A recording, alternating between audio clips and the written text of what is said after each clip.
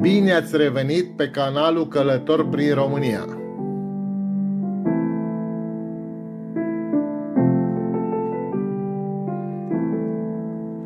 Obiectivul turistic propus astăzi este Muzeul Arta Lemnului din orașul Câmpului Moldovenesc.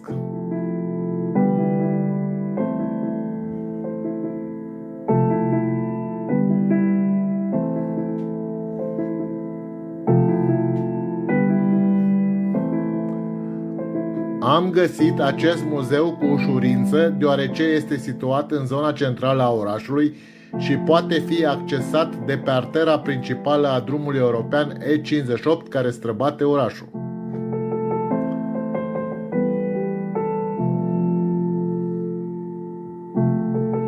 Înființat la 1 iunie 1936 ca Muzeu de Etnografie și Științe ale Naturii, dar din anul 1970 muzeul s-a reprofilat către civilizația lemnului, devenind astfel Muzeul Arta Lemnului. Noi am intrat în muzeu printr-o poartă maramureșană aflată într-o stradă laterală perpendiculară pe artera principală.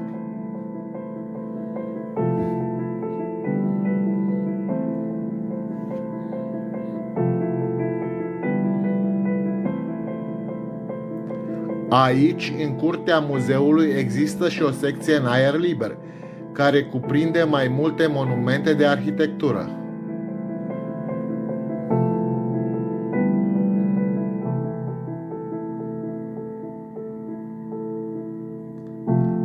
Aici vedem o fântână cu roată de lemn acoperită cu solzișor de draniță.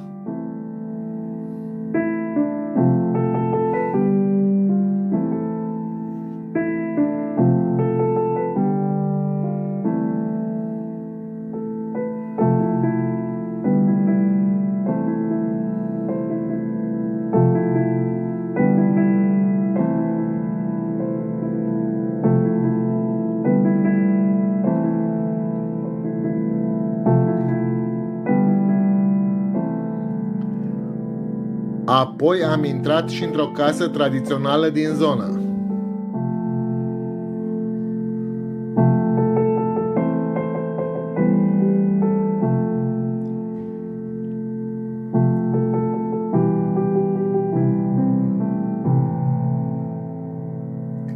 Camerele sunt amenajate tradițional cu ștergare, preșuri, sobe din pământ, lăzi de zestre, cofe, blide și linguri așezate în dulapuri de lemn.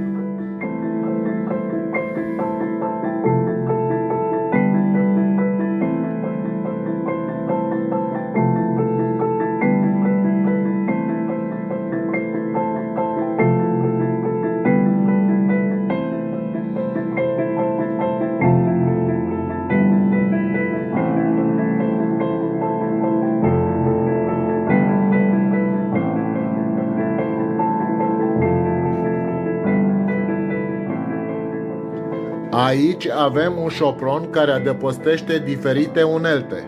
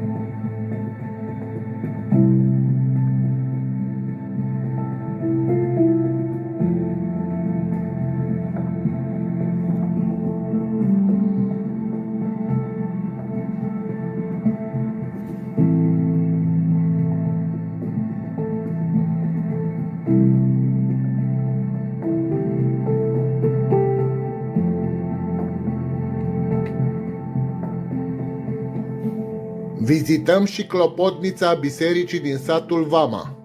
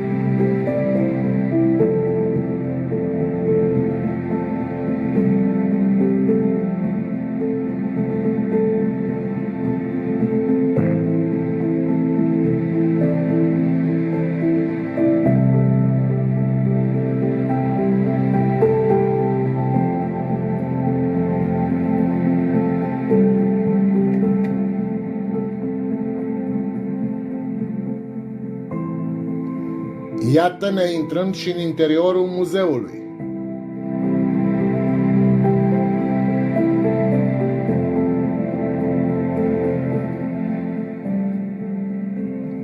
Am pășit în holul de la intrare și am trecut printre mai multe statuete sculptate în lemn care înfățișau oameni sau animale.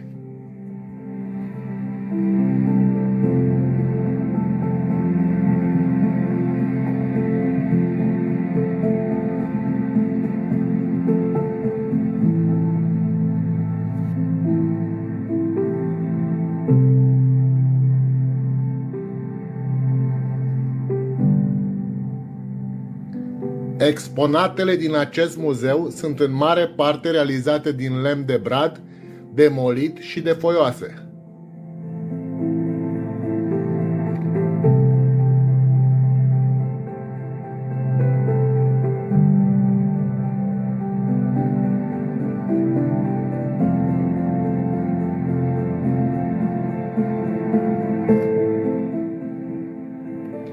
Exponatele sunt aranjate în diferite încăperi în funcție de domeniul unde erau utilizate. Avem și un colț destinat instrumentelor muzicale.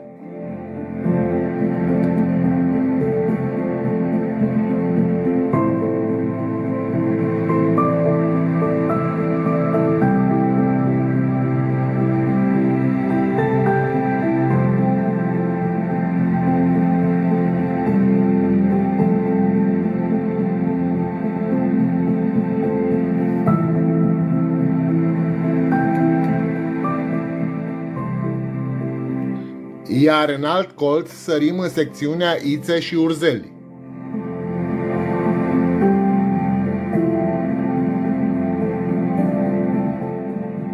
Aici pot fi admirate diferite obiecte utilizate în prelucrarea lânii: război, vârtelniță, furci, fuse, mașini de tors.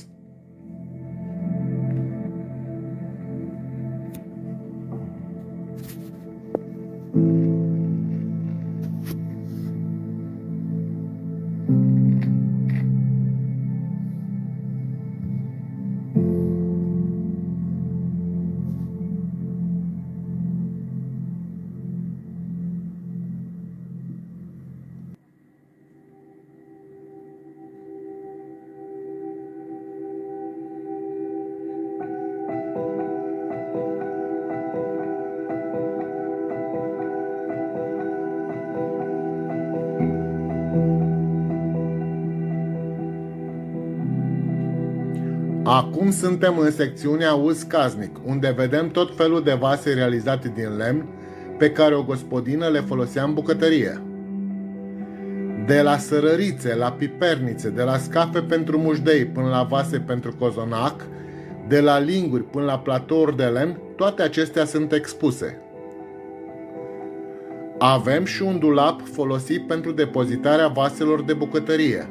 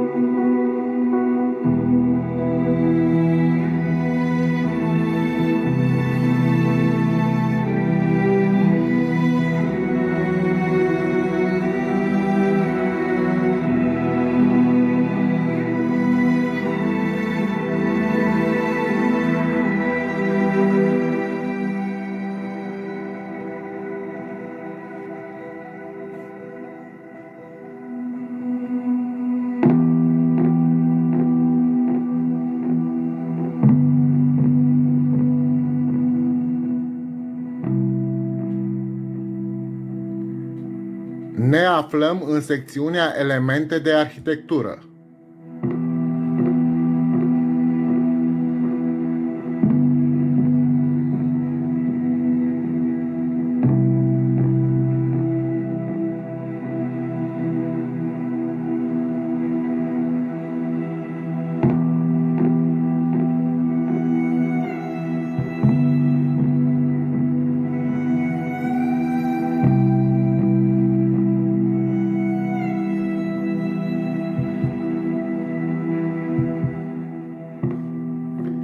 Iar aici avem expuse niște cuie pentru draniță.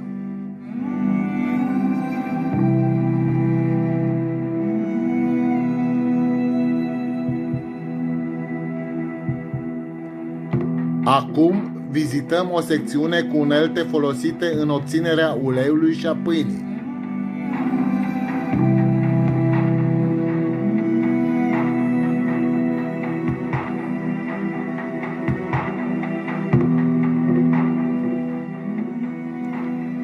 Putem admira un zdrobitor de semințe sau două oloinițe, una mare și cealaltă mai mică. Oloinița este o presă primitivă folosită pentru obținerea uleiului din semințe de plante.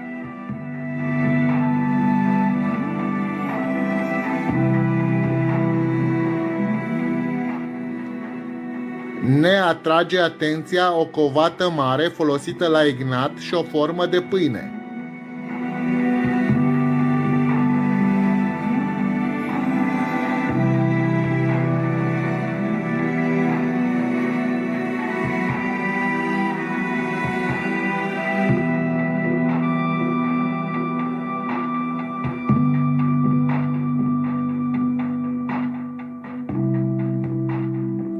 Ajungem și în secțiunea diferite unelte folosite la prelucrarea lemnului.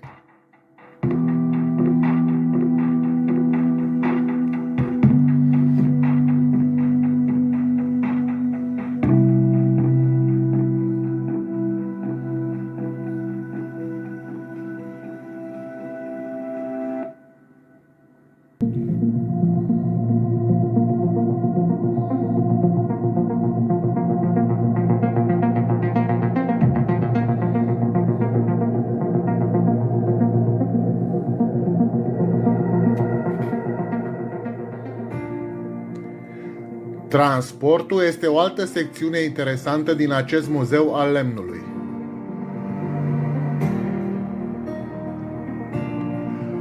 Aici vedem roți de car, unele fiind realizate în urmă cu mai bine de 500 de ani, și scări de șa sau șei realizate din lemn.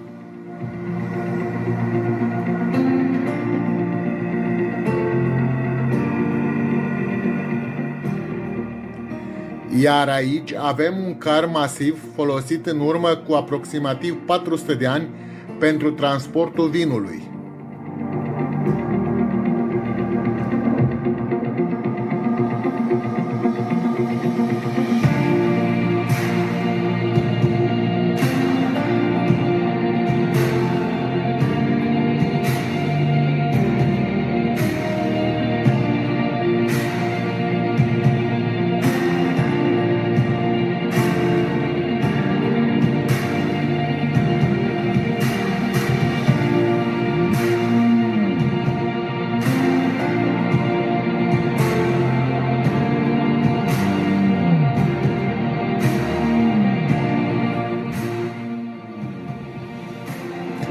Intrăm și în secțiunea dedicată uneltelor de păstorit.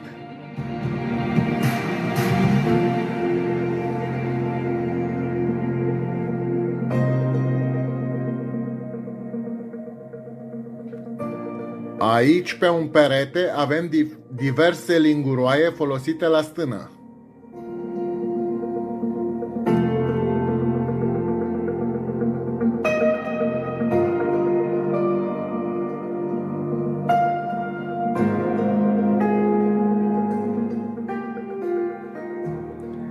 Iar pe alt perete sunt expuse mai multe bâte ciobănești.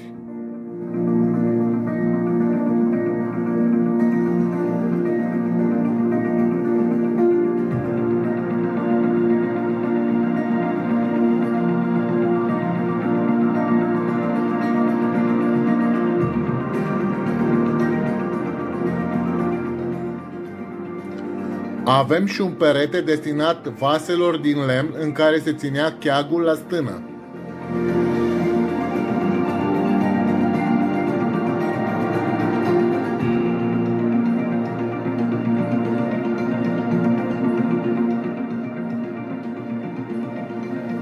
În următoarea încăpere putem vedea unelte folosite în agricultură.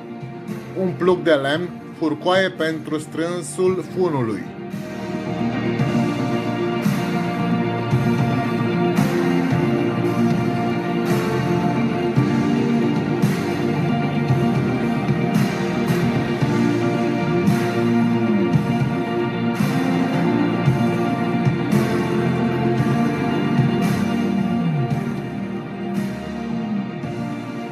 Și putem citi un calendar în care putem vedea cum își organiza omul uneltele în funcție de poziția soarelui pe cer și după anotimp.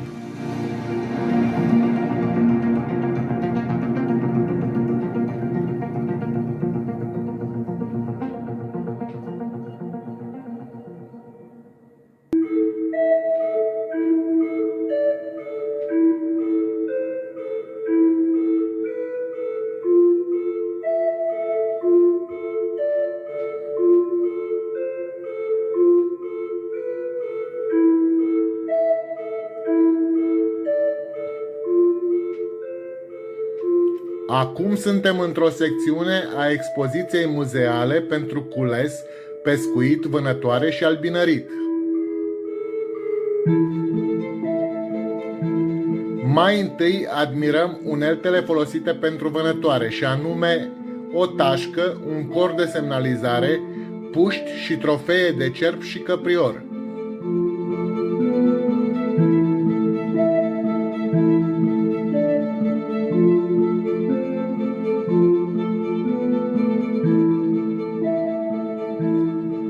Iar pe peretele celălalt avem un hreabăn pentru afine și niște coșulețe împletite pentru culesul fructelor.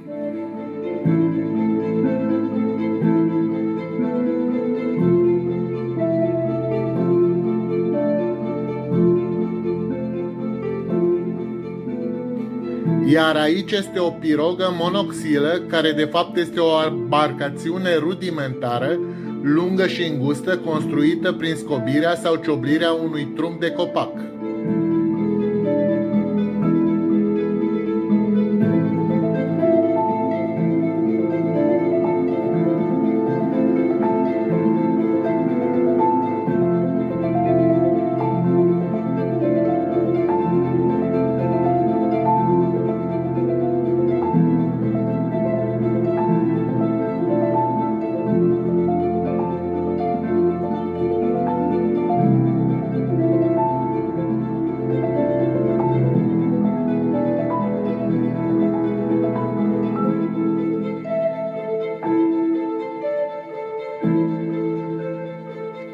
Ajungem și în secțiunea unelte folosite la pescuit.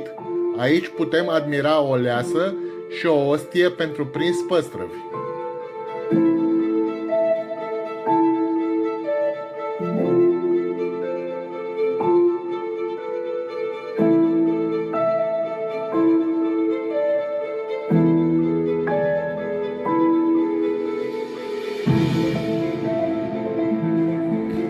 Intrăm într-o căpere cu numeroase obiecte reunite sub denumirea de unelte și esențe.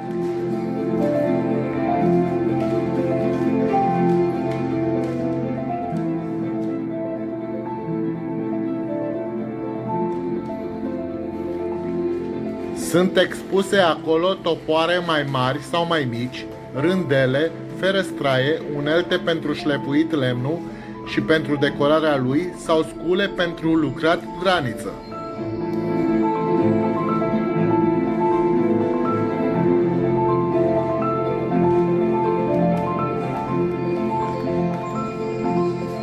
Expoziția a fost gândită și ca o metaforă a călătoriei omului de la naștere către veșnicie.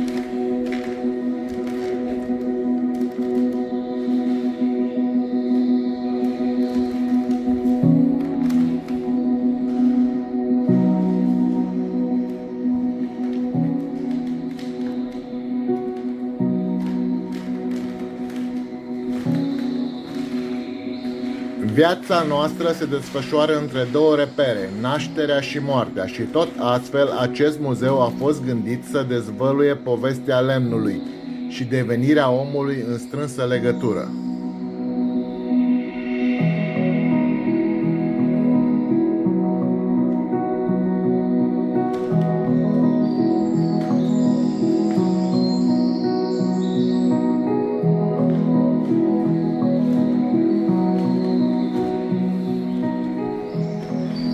În cadrul Muzeului Arta Lemnului avem și o secțiune dedicată rezervației naturale Codru Secular Slătioara.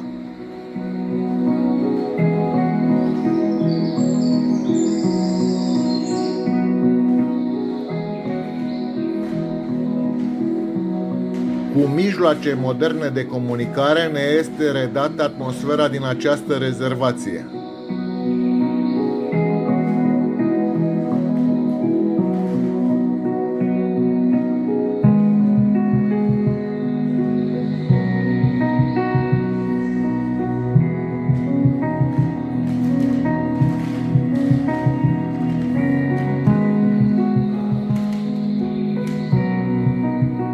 Iar aici ne este expus un lemn pietrificat.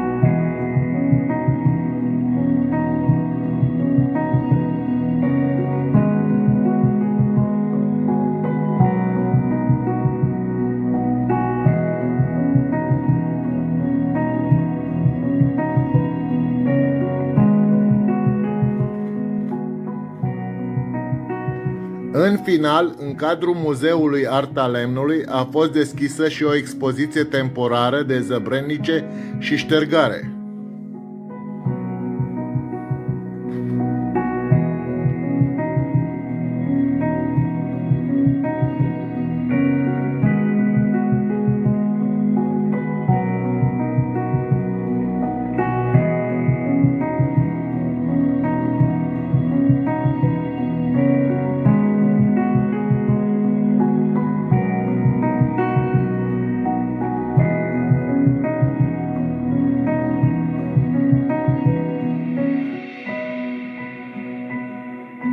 Am hotărât să luăm și noi niște imagini de la această expoziție.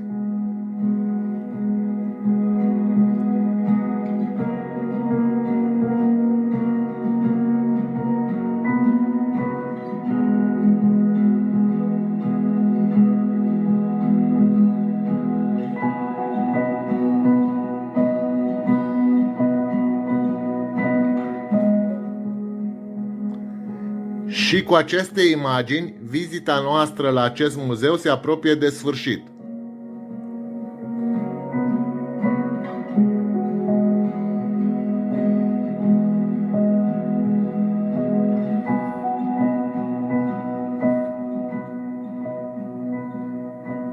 Puteți să vă lăsați opinia printr-un comentariu și mulțumim că ați urmărit acest video.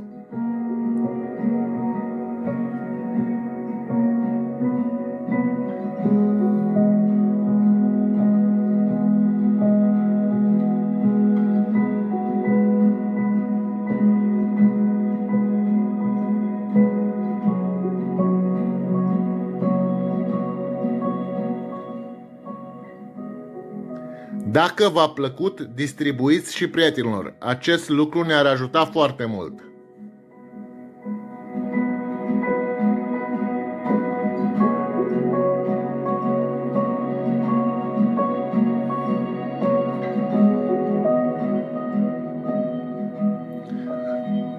Vă mulțumesc că v-ați abonat la acest canal, iar dacă nu ați făcut-o, vă rog frumos să o faceți.